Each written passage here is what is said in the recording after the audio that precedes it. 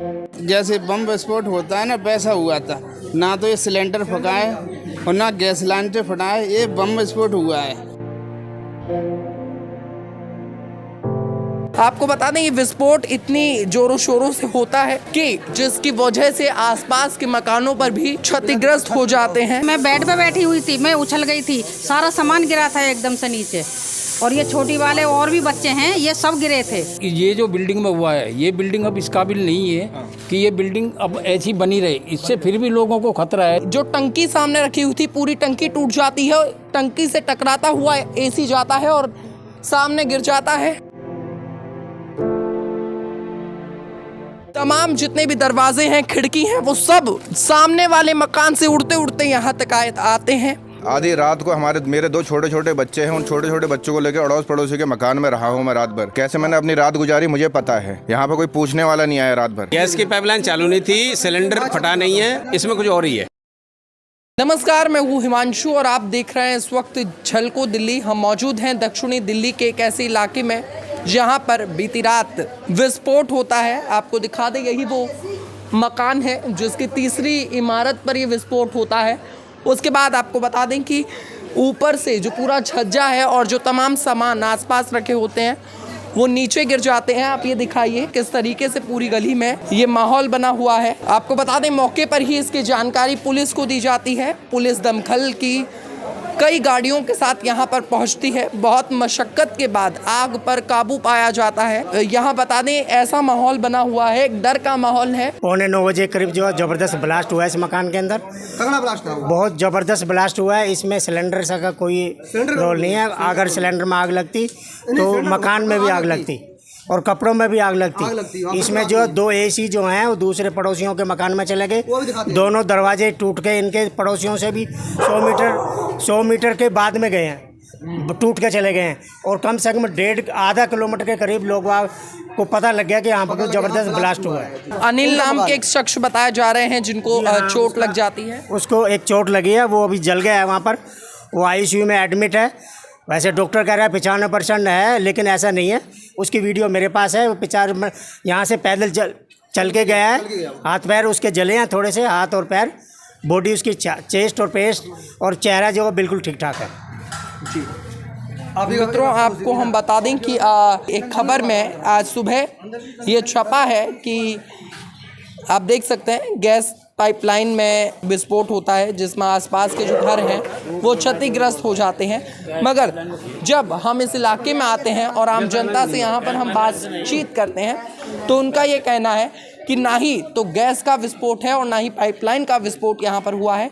मामला कुछ और ही है। मामला क्या है उसके बारे में जांच का विषय है। क्या जांच होती है वो देखने का विषय होगा। पीछे की दीवार सारी गिरी है, जो हाई टेंशन लाइन है वो सारी टूट गई। उधर ही पीछे देखो ना, पीछे इधर से भी ज्यादा भयानक हो रखा है। ये तमाम सामान हो, बच्चों के खिलौने हो, दरवाजे हो, सोफे हो, तमाम सामान नीचे आकर के यहाँ पर गिर गया है। आप लोगों को बताते चलें कि इस विस्फोट से न केवल उसी घर का, अड़ोसी पड़ोसियों के घर का भी काफ़ी नुकसान इस वक्त हो गया है।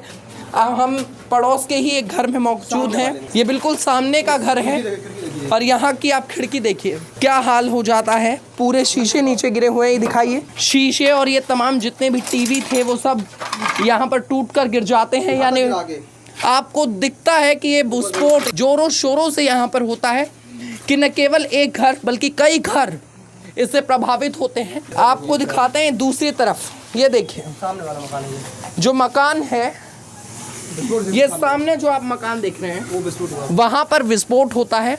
उसके बाद जिस मकान, अभी हम पड़ोस के जिस मकान में मौजूद हैं उसकी दीवारें भी टूट जाती हैं। ये दिखाइए, ये बाथरूम है, वॉशिंग मशीन वहाँ पर रखी हुई थी, सीढ़ी वहाँ पर रखी हुई थी, वो तमाम चीज़ें वहाँ से टूट जाती हैं। हमारे मकान में एक कल यहाँ पे ब्लास्ट हुआ है 8-8:30 से लेके 9 बजे के बीच में। तो हमारे मकान के अंदर इतना नुकसान हुआ है, सारा मकान में तरेड़ आ गई हैं। लेंटर जो छत है उनमें तरेड़ आ गई हैं। ये रूम टूट गया है, नीचे सारा मलबा हो गया है। तो हम ये चाहते हैं कि हमें इसका क्या होगा, सरकार से हम ये गुजारिश करना चाहते हैं कि हमें इसका मुआवजा मिले ताकि हम इसको फिर दोबारा से रहने लायक बना सकें। सारा मकान हमारा डैमेज हो गया है, हमें मुआवजा चाहिए। 50 लाख का नुकसान हुआ है हमारा। ऊपर से ये मलबा इसमें जाल में से जा रहा, देख रहे हैं आप, सारा नीचे मलबा पड़ा हुआ है। आने जाने के लिए हटा दिया नहीं, ये सारा मलबा हुआ पड़ा था अब ये रहने और लायक नहीं है। बहुत ही बेकार कंडीशन है। हमें मजदूर आदमी, हमारे बच की अब ये दोबारा रिपेयर करना भी नहीं है। ये पानी की टंकी ऊपर रखी है, ये देखो सब फटी पड़ी है। ये देखिए पानी की टंकी जो छत पर थी वो भी फट चुकी है।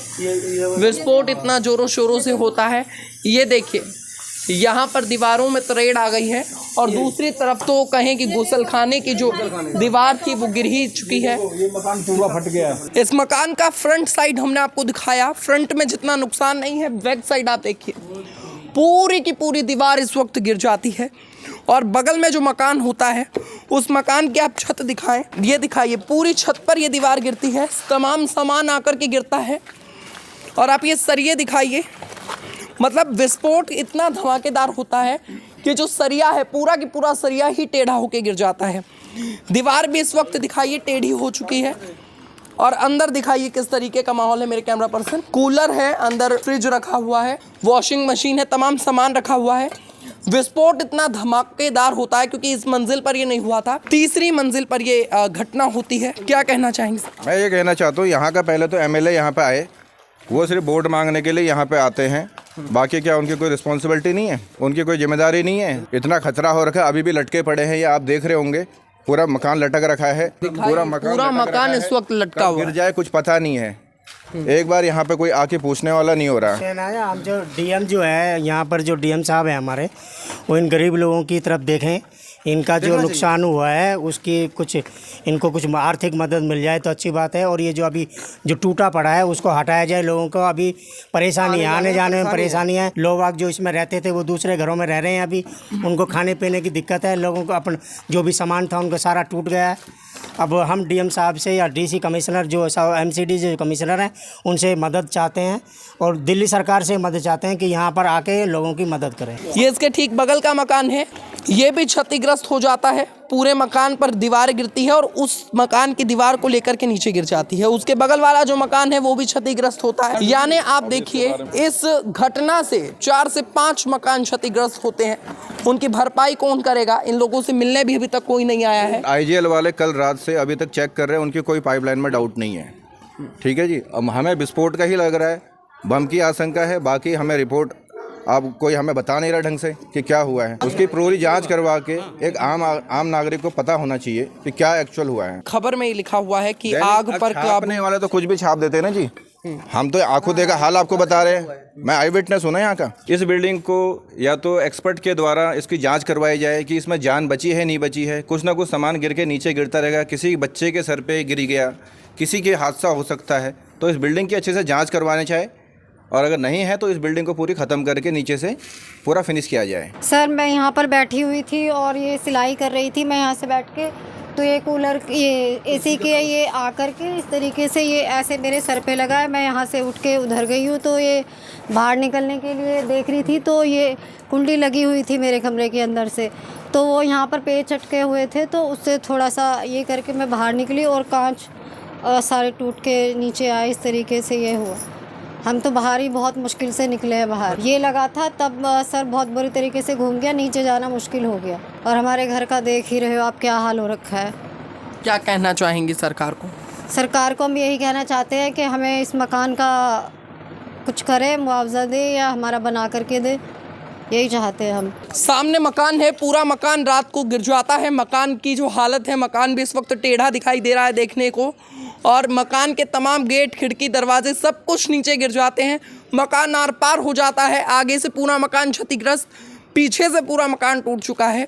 ये एसी आप देख सकते हैं जो उसी मकान में था, उड़ता उड़ता सामने वाली दीवार पर, सामने वाले मकान पर आकर के गिरता है। टाटा स्काई और कनेक्शन के लिए जितनी भी छतरियां छतों पे लगी होती हैं, तमाम छतरियां प्रभावित होती हैं।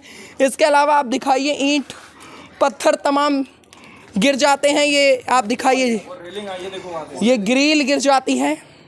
सरकार के लिए और प्रशासन के लिए ये जांच का विषय है कि आखिर वास्तव में क्या हुआ था। इसी के साथ क्या आपकी राय है हमें ज़रूर बताएं। आप देखते रहिए झलको दिल्ली। बहुत बहुत धन्यवाद।